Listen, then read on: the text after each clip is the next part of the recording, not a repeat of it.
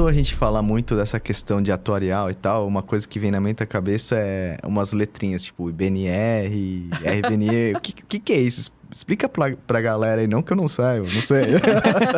Pra galera que não sabe o que é isso. Que esse monte de sigla maluca aí, né? Isso já são as reservas da seguradora, né? Então, lembra que eu falei assim, se a seguradora encerra a atividade hoje, ela tem que ter dinheiro para pagar todos os sinistros. Então, se eu pensar um pouco na linha do tempo, assim, no momento que eu aceito um risco, a pólice não está emitida, mas a seguradora já está no risco. Se acontece um sinistro, a seguradora tem que pagar esse sinistro. Mas se eu não conheço esse risco, como que eu mensuro o que já está vigente, que se acontecer um sinistro eu tenho que pagar? Primeira delas é a RVNE, então. Riscos vigentes e não emitidos. Ela mede exatamente esse tempo entre aceitei o risco e não emiti a pólice ainda. Então, eu começo a reservar o prêmio, porque eu estou imaginando, geralmente a minha seguradora atrasa, sei lá, 1 mês para emitir a pólice. Então, eu sei que 20% dos riscos que eu aceitei, eles demoram 1 mês a mais para ser emitido. Então, eu vou guardando um prêmio para quando esses riscos forem emitidos, eu já tenho aquele dinheiro reservado. E se acontecer o sinistro, eu já tenho a reserva desse dinheiro para pagar o sinistro. Esse valor de prêmio, ele é um prêmio o que é contábil? Ele é uma estimativa mesmo. Ele é uma estimativa, mas ele equivale ao prêmio emitido. Exato. Então,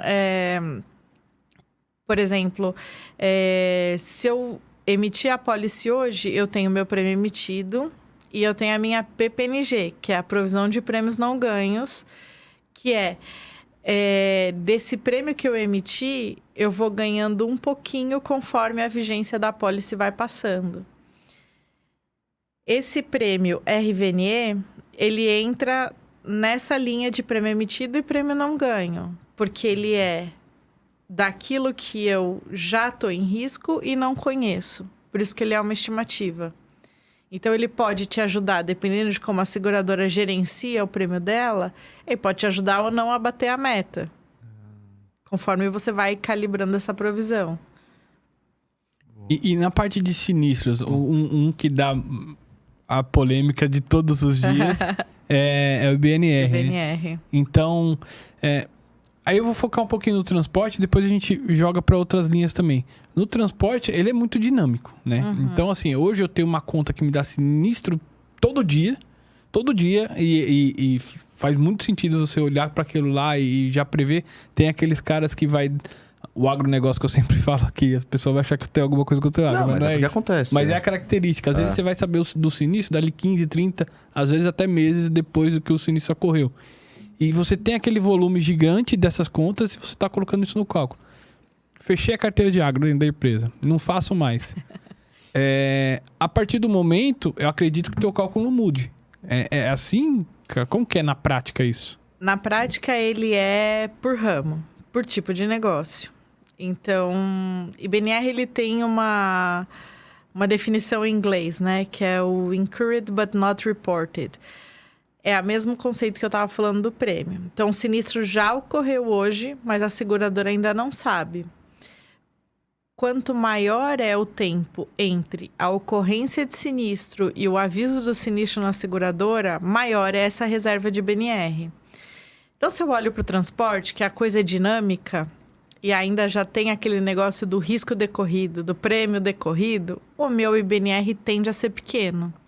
Então, eu jamais calculo o IBNR junto com uma carteira de longo prazo. Se eu falar de responsabilidade civil, para mim, que é a mais é uma das mais longas, assim, para acontecer o sinistro, ou pode ter um atraso no aviso, são duas carteiras com comportamento diferente. Então, eu não tenho como dizer assim, olha, no transporte, quando o aviso sinistro ele já aconteceu, eu já estou sabendo na hora, eu tenho o quê? Delay de 1 mês, às vezes, eu tenho um atraso, né, de 1 mês, 2 meses no máximo. Como que eu vou comparar com o RC, que ele demora 10 anos, às vezes, 5 anos que seja, né? Dependendo do estilo, do tipo de RC que você vende. Então, eu sempre olho para o tipo de seguro, para o tipo de comportamento, e é sempre assim, é o tipo de seguro, o tipo de negócio, o nicho que a seguradora tá, e é sempre esse período de tempo entre a ocorrência do sinistro e o aviso da seguradora. Então, se naquela seguradora, o que eu acho que pode afetar no caso do transporte? A gente tem problema de faturamento, atrasa muito para entrar as contas. Se atrasa para entrar a emissão daquele prêmio, né? Você também demora muito para saber o sinistro. Então, aí você pode afetar o seu IBNR, porque a gente fica pensando o tempo todo que já aconteceu o sinistro e que eu não estou sabendo ainda. Então, é sempre essa lógica. Quanto mais tempo aquele perfil de clientes demora para avisar um sinistro, maior é a minha IBNR. Ah, então tem a ver com tempo isso. Às vezes, então, tipo, se você tiver um prazo menor de conhecimento disso, seria melhor, no caso. Exato. A IBNR seria menor. Mas como que a gente analisa o sinistro? Vamos supor que estamos começando o ano, e aí o dono da carteira vira para mim e fala assim, olha, Camila, eu tenho uma expectativa de ter 70% de sinistralidade nessa carteira. Eu começo o ano com aquela expectativa de 70%. Aquele 70% que a gente pensa no começo do ano, ele tem que ser suficiente para pagar os sinistros que são avisados e os não avisados. Ou seja, reserva de sinistro mais IBNR. Então, ele acaba virando um balanço. Daquele 70% que é o montante que eu tenho, conforme crescem os sinistros avisados, abaixa a minha expectativa de IBNR. É mais ou menos como se fosse isso. Então, se eu fosse falar, óbvio que tem toda a modelagem, a estatística por trás, mas se eu fosse falar de uma forma simplista, IBNR mais sinistro avisado, ele tem que ser a expectativa de sinistro que eu tenho para aquela carteira. Então, quanto mais eu demoro para avisar, mais desse 70% inicial, no exemplo que eu dei, é tomado pelo IBNR. E quando a expectativa é furada? Aí a gente tem que pôr dinheiro do bolso, né? Aí, por exemplo, eu imaginei 70 e tô observando 90 na minha carteira. Ou seja, o que eu conheço de sinistro, mais aquela provisão inicial de IBNR que eu fiz, não foi suficiente. Aí eu uso a modelagem da IBNR para dizer, seguradora, vamos colocar mais dinheiro aqui, porque aqueles 70% iniciais não são suficientes. E aí eu carrego a minha IBNR com dinheiro que vem da própria seguradora e não mais daquele prêmio da própria carteira,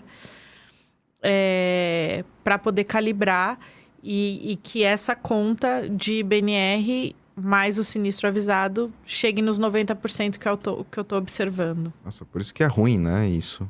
Porque você acaba tirando do capital, por exemplo, né? Exato. Mas pode ocorrer uma coisa fora da curva, né? Pode. Isso é normal, né? Eu acho que, né? Aí depois tem que ser feito. Então, assim, e quando for baixo a sinistralidade? Como é que faz? Tipo assim, tava prevendo 70, mas tudo tá desse ano, tá fechando em 30, 20... O que acontece? Aí é bonito lucro, pra todo mundo, né? Porque a gente vai ter lucro. Aí chega no final dos 12 meses do ano, aí você faz a análise, a batida e esse dinheiro volta, então. Ele volta da mesma forma que se faltar dinheiro eu tenho que completar a reserva. Então, é que o que acontece a análise da reserva, ela não é feita por um ano só, mas você pode acompanhar a vida dessas apólices ao longo do ano. Então, dependendo da metodologia que você usa, conforme a sinistralidade é baixa, você já percebe que você não tem mais risco nessa carteira ou que essa sinistralidade é estável no longo prazo, você reverte essa reserva e aí você tem a lucratividade, você tem lucro, isso vai para o capital. E aí depende do comportamento da carteira. De novo, carteiras que são mais rápidas e mais dinâmicas, você percebe isso na hora. Uma das vantagens do transporte é isso, né? O prejuízo vem na hora, Na hora. o lucro também vem na hora.